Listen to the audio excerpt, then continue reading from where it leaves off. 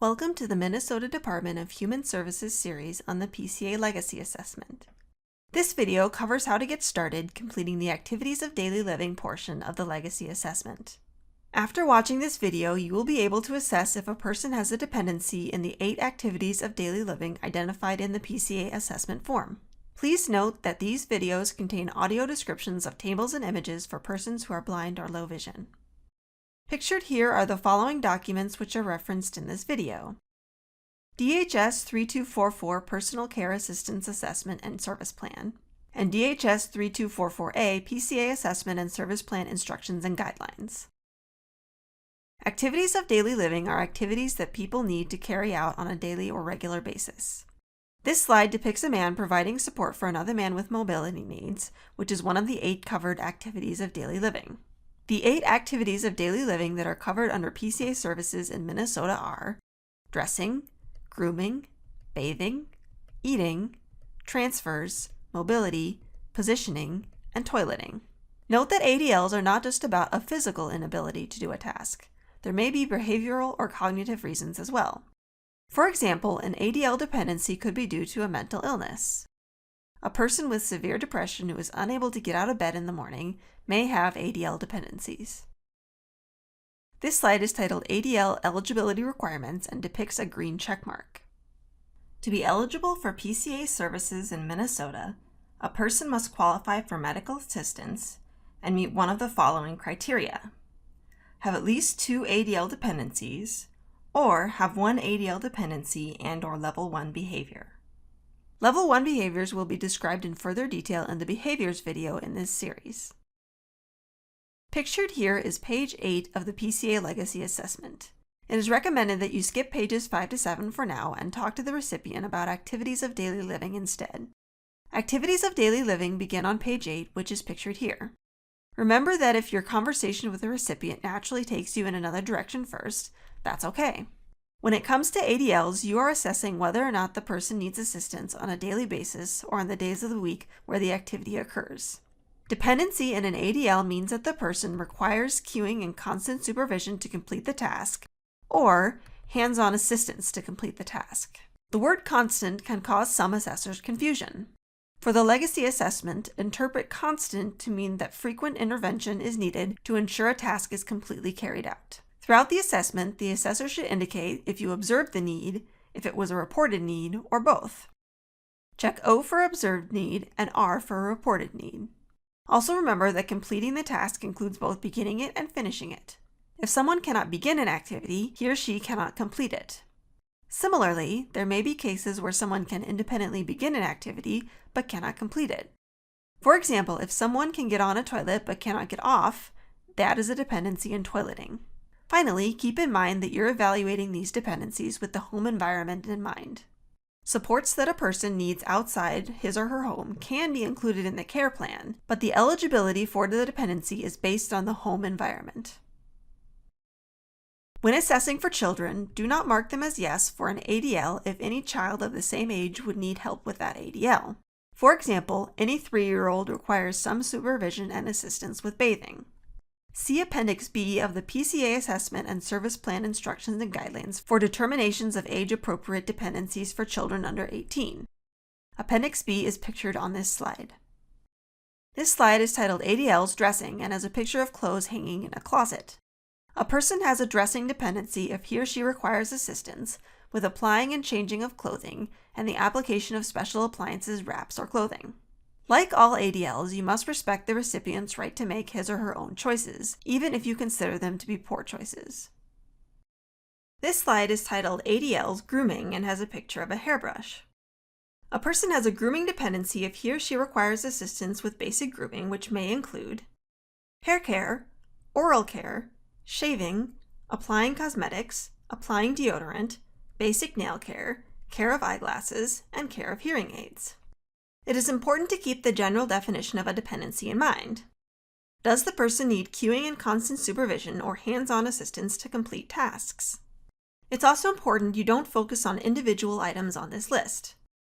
Rather than making a dependency determination for each item on the list, consider the person's ability to perform grooming tasks overall. You should also keep the individual's preferences in mind. If the person doesn't want to shave, then he or she doesn't have a dependency. Keep in mind for referrals, if the patient is diabetic and has special nail care needs, a PCA cannot assist with that nail care. This slide is titled ADLs, Bathing, and has a picture of a shower head.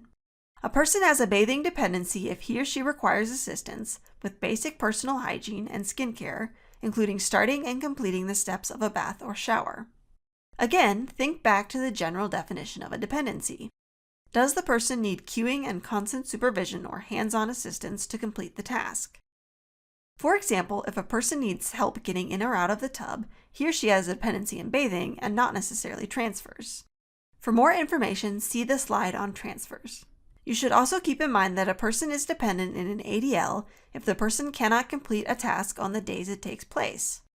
So if the person bathes 3 times a week and needs assistance those 3 times, he or she has a dependency in bathing. This slide is titled ADLs, Eating, and has a picture of some strawberries. A person has an eating dependency if he or she requires assistance to complete the process of eating. This includes assistance with hand washing and application of orthotics required for eating. It also includes standby assistance to observe for choking if the person has a swallowing disorder. It does not include cutting food because that is considered food prep. Cutting food can be included in the care plan, but for the purposes of determining dependencies, it is not considered an ADL dependency. Note that if someone is on tube feeding, the person is not automatically dependent in eating. If the person is able to administer the tube feeding independently, he or she does not have a dependency in eating. If the person is not able to administer his or her tube feeding, the person does have a dependency in eating. Pictured here is page 9 of the assessment. ADLs are continued on page 9. Page 9 documents transfers, mobility, positioning, and toileting. This slide is titled ADLs Transfers and has a picture of a person using a transfer board. A person has a transfer dependency if he or she requires assistance with transferring from one seating or reclining area to another. Remember that as a professional completing the assessment, you are evaluating the environment at the same time as you're asking assessment questions. Are there adaptations that pertain to the ADLs you're assessing? For example, if someone has a chair he or she can't get out of, should the person consider using a more accessible chair? Watch the referrals video for further discussion. Please also note that if someone only needs assistance with getting in or out of the tub, that person does not have a transferring dependency. He or she has a bathing dependency. This slide is titled ADLs Mobility and has a picture of a wheelchair. For the purposes of this assessment, a person has a mobility dependency if he or she requires assistance with walking or getting around, including use of a wheelchair, cane, or walker. If a person is able to operate a mobility device safely and independently, he or she is not dependent in mobility. Remember that you're evaluating these dependencies with the home environment in mind. Supports that a person needs outside of his or her home can be included in the care plan, but the eligibility for dependency is based on the home environment. For example, if a recipient needs assistance once a month to see a doctor, this does not rise to the level of dependency for the purposes of this assessment. This slide has a picture of a PCA worker supporting a person in positioning. A person has a positioning dependency if he or she requires assistance with positioning or turning for necessary care and comfort. This slide is titled ADLs Toileting and has a picture of a toilet. A person has a toileting dependency if he or she requires assistance with bowel or bladder elimination and care including transfers, positioning, feminine hygiene, use of toileting equipment and supplies, cleansing, inspection of the skin, or adjusting clothing. Please note that if a person needs help getting on or off the toilet but not other seats, he or she has a dependency in toileting and not in transferring. If the person has a bowel program, that doesn't necessarily mean he or she is dependent. If the person can administer his or her bowel program independently, the person doesn't have a toileting dependency. If he or she needs assistance administering a bowel program, then the person has a toileting dependency.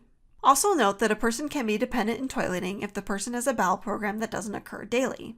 If the person needs assistance on the days of the week that his or her bowel program occurs, the person has a dependency in toileting. As you go through the assessment, keep instrumental activities of daily living, or IADLs, in mind. IADLs are activities that are instrumental to carrying out PCA services. Examples include assistance to participate in community-based activities, including accompanying to medical appointments and assisting with shopping, assistance with paying bills, assistance with communication, meal planning and preparation, and household tasks integral to PCA services such as cleaning the bathroom and laundering the towels after bathing. Pictured here is the box at the top of page 10 on critical ADLs. Recipients with dependencies in critical ADLs are given additional support time. The critical ADLs are eating, transfers, mobility, and toileting. These are critical because they are difficult to schedule, and having more time to accomplish them gives more flexibility in the care plan. Select Y for each critical ADL a recipient has, and N for each critical ADL a recipient doesn't have. Pictured here is the box found immediately below the box on the previous slide near the top of page 10. This box is where you determine if the recipient gets extra time for critical ADLs and how much extra time. If the recipient has 2 or more ADL dependencies, select Y. In order to qualify for extra time for critical ADLs, a person must have at least 2 ADL dependencies. If the person does not have 2 or more ADL dependencies, select N. If you're using a computer, the number of additional units and time will automatically be calculated based on your responses to the above questions. If you're filling out the form by hand, count and enter the total number of yes answers to the right of where it says, total number of yes answers for critical ADLs. Multiply the number of yeses by 30 minutes to calculate the total time.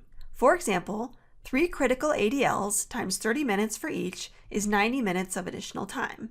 Enter this number to the right of where it says total time. Thank you for watching the Legacy Assessment Activities of Daily Living video lesson. The next video lesson in this series is the Completing the Assessment Complex Health Needs video.